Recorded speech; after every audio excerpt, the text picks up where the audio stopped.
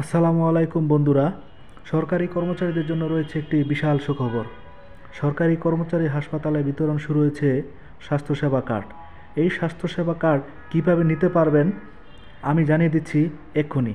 প্রথমে আপনাকে ওই কর্মচারী হাসপাতালে উপস্থিত হয়ে দ্বিতীয় তলা অথবা তৃতীয় তলায় টিকিট কাউন্টারে গিয়ে আপনি আপনার আবেদনকৃত ফোন নাম্বার দিয়ে সার্চ করিয়ে যাচাই করে নেবেন আপনার কার্ডটি প্রস্তুত হয়েছে কি না। তারপর চলে আসবেন নিচতলায়, যেখানে কার্ড বিতরণ করা হয়। আমি চলে এসেছি নিচতলায়, যেখানে কার্ড বিতরণ করা হয়। অনেকক্ষণ লাইনে দাঁড়ালাম। লাইনে দাঁড়ানোর পর আমাকে যখন ডাকা হলো, তখন আমি আমার ফোন নাম্বার দিলাম। এরপর আমি আমার এনআইডি নাম্বার দিলাম, জন্ম তারিখ দিলাম। এগুলো তথ্য দেওয়ার পর আমার যাবতীয় তথ্য ঠিক আছে কি না তা যাচাই করার জন্য এগুলো স্ক্রিনে প্রদর্শন করা হলো। আমি স্ক্রিন থেকে এগুলো দেখে নিলাম। সব কিছু ঠিকঠাক থাকার পরে আমার কার্ডটি প্রিন্ট দেওয়া হলো।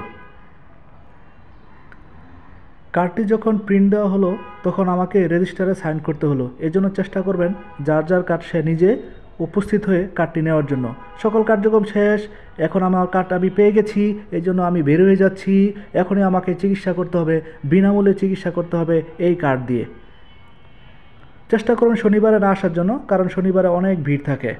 আমার চ্যানেলটি অবশ্যই সাবস্ক্রাইব করবেন যদি আপনাদের উপকারে এসে থাকে।